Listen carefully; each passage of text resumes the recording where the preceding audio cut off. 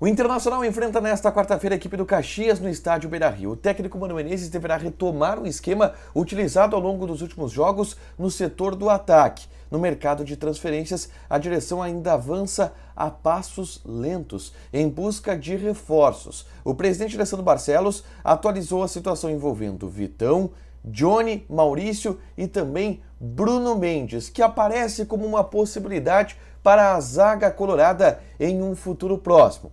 Vamos falar também sobre um atacante venezuelano que esteve muito perto de acertar com o Internacional nessa temporada. Esse é o Diário do Inter KTO, de terça-feira, 7 de fevereiro de 2023.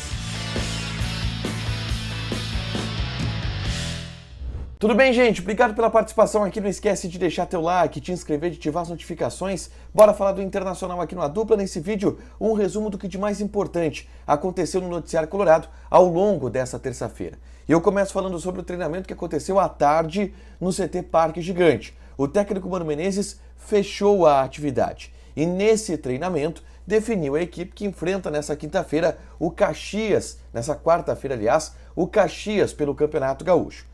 A tendência é que o alemão volte para o banco de reservas. Aliás, o Mano Menezes deu uma cornetadinha velada no alemão depois do último jogo contra a equipe do Novo Hamburgo. O alemão deve voltar para o banco. O Maurício deve voltar para a titularidade. E aí, dessa forma, o Pedro Henrique novamente é deslocado para a função de centroavante. O Maurício pela direita, o Alan Patrick por dentro, o Wanderson pela esquerda e o Pedro Henrique na frente. Eu vou arriscar aqui um provável time do Internacional, com Kehler, Bustos voltando ao time na vaga do Mário Fernandes, Vitão, Moledo e René. O meio-campo com Baralhas sendo mantido no time, aliás, o Mano tem gostado bastante do Baralhas, e Depena. Maurício, Alan Patrick e Wanderson. Na frente, o Pedro Henrique, esse é um provável time do Internacional para encarar a equipe do Caxias nessa quarta-feira à noite pelo Campeonato Brasileiro.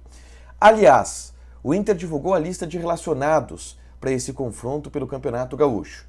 E a novidade é o goleiro John, que esteve no bid nessa terça-feira, foi relacionado para a partida de quarta e irá aparecer no banco de reservas, já se consolidando como o reserva do Kehler, posição que ele foi contratado para ocupar no Internacional em um primeiro momento. A demora para o John sair no bid, ela se deve principalmente ao aspecto físico que o John estava recuperando um pouco no CT Parque Gigante. Aí não apressaram tanto os documentos do jogador. Agora, com os documentos em dia, a parte física também, ele vai para o jogo, pelo menos para o banco de reservas e será utilizado, terá suas oportunidades ao longo desse Campeonato Gaúcho. O John é a novidade da lista de relacionados. Quem está fora na lista de relacionados é o Gabriel Mercado, zagueiro que ainda passa por um período de recuperação. Não está confirmada a presença do Gabriel Mercado, por exemplo, no jogo do próximo sábado, quando o Inter encara o Brasil de Pelotas no estádio Bento Freitas. Mas existe a chance dele viajar para a zona sul do estado. Se não enfrentar o Brasil de Pelotas, na outra quarta-feira ele enfrenta o São José, isto sim confirmado. O Mercado já está na fase final de recuperação, ele teve uma lesão na panturrilha, depois na recuperação teve uma virose que atrapalhou um pouco esse processo de recuperação física também do Gabriel Mercado e por isso demorou um pouquinho a mais para voltar, tá? Na tarde desta terça-feira, eu gravei um vídeo aqui no canal falando sobre Liga Forte do Futebol, porque na segunda tarde, os dirigentes dos 26 clubes que compõem a Liga Forte assinaram um contrato com um grupo norte-americano, o grupo Serengeti.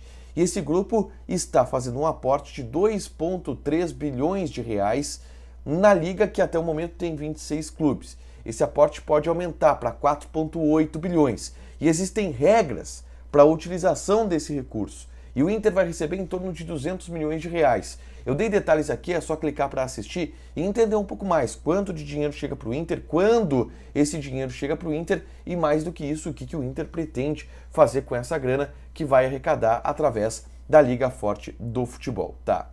Quero falar já sobre o mercado de transferências e falar sobre Bruno Mendes, tá? Uma alternativa que aparece no radar do Internacional. A direção colorada monitora a situação do zagueiro uruguaio para fazer uma investida e assinar um pré-contrato com ele na metade deste ano de 2023.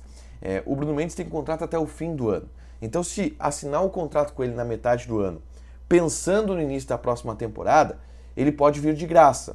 Jogador que o Inter não conseguiu manter pagou, e o Corinthians pediu 5 milhões de dólares pelo direito federativo do Bruno Mendes, o Inter não quis pagar, ele voltou para o Corinthians e não está sendo totalmente utilizado por lá, ele até vem jogando, mas não é titular da equipe do Corinthians. E o Inter está observando pela adaptação que o jogador teve aqui, pelo ambiente que o atleta teve aqui, pelo desempenho que ele teve aqui, o Inter está cogitando a possibilidade de dar uma investida, assinar um pré-contrato com ele e trazê-lo em 2024. Por quê? E o que eu ouço no Beira-Rio é principalmente uma preocupação com a zaga do Inter para o próximo ano, porque o Inter tem Moledo e o Inter tem mercado, jogadores que encerram os seus contratos no final dessa temporada e que são já acima dos 35 anos. Então, é bem possível que esses jogadores não estejam no Beira-Rio no próximo ano. E o Inter precisa contratar zagueiro. Vitão e Bruno Mendes é uma boa dupla de zaga, então o Inter pode se precaver tentando contratar o zagueiro uruguaio já na metade deste ano. Tá? Eu quero também relatar uma informação trazida pelo Leonardo Oliveira, comentarista da Rádio Gaúcha, tá? Que trouxe a informação de que o Inter esteve muito próximo de acertar com Salomón Rondón, atacante venezuelano de 31 anos de idade, se eu não me engano, até vou confirmar aqui, e que acabou acertando com o River Plate, 33 anos de idade tinha o Salomón Rondón, e que acabou acertando com a equipe do River Plate, tá? Eu trouxe já há alguns dias a informação de que ele estava em uma lista que o Inter prospectou para o ataque, que tinha Borré, que tinha Alário, que tinha Rondón, que tinha Josef Martínez. Mas o bastidor que o Leonardo Oliveira trouxe é que o Inter chegou a ter bases acertadas com o Rondón, que estava livre no mercado depois de se liberar do Everton na Inglaterra. Não acabou acertando com o Inter, acabou acertando com o River Plate, já anunciado por lá inclusive, mas é um perfil de jogador que o Inter buscou, o Salomón Rondón. A direção segue no mercado tentando encontrar um centroavante, abre aspas, para pessoas da direção, de grande repercussão. É o que o Inter busca para essa posição, tá? E eu quero fechar com a entrevista do presidente Alessandro Barcelos para o Cadeira Cativa, tá? Do Luiz Carlos Reck lá na Ubra TV. O presidente Alessandro Barcelos deu uma resposta sobre negociações, envolvendo vários nomes, tá? E eu vou ler aqui essa resposta. Sobre Bruno Mendes, tá? Ele foi perguntado sobre Bruno Mendes, sobre Vitão e a possibilidade de permanência, e sobre Maurício e Johnny, que estão no Beira-Rio até a metade do ano, pelo menos não vão ser vendidos para a Europa até junho. Abre aspas para Barcelos. O Bruno Mendes é um jogador que trouxemos e não tivemos condição da manutenção dele aqui.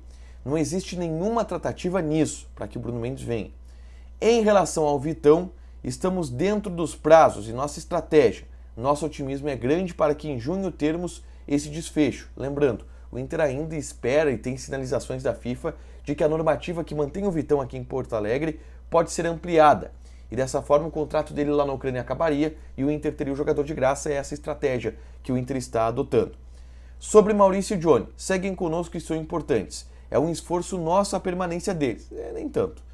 Mesmo com sondagens e procuras. As sondagens e procuras no Johnny e no Maurício não foram tão fortes, tá? Não foi um esforço tão grande assim no Inter manter eles, mas aqui é a fala do presidente Alessandro Barcelos a respeito desses assuntos, tá? Para fechar, gente, vamos falar aqui de KTO, tá? Quem apostou no Flamengo se deu mal. O Flamengo perdeu para o Al Hilal no Mundial e tem jogo do Mundial nessa quarta-feira, às 4 da tarde. Al Ahly e Real Madrid. Odd do Al Ahly está pagando 9, o Real Madrid está pagando 1,32. Mas para quem quiser apostar no Inter no Gauchão, Inter e Caxias, a odd do Inter está 1,35, empate 4,5, odd do Caxias 8,5. Joga na KTO, te registra, coloca o cupom ADUPLA e ganha 20% de bônus no teu primeiro depósito. Deixa o teu like, te inscreve, ativa as notificações que vai ter mais conteúdo aqui no canal. Beijo!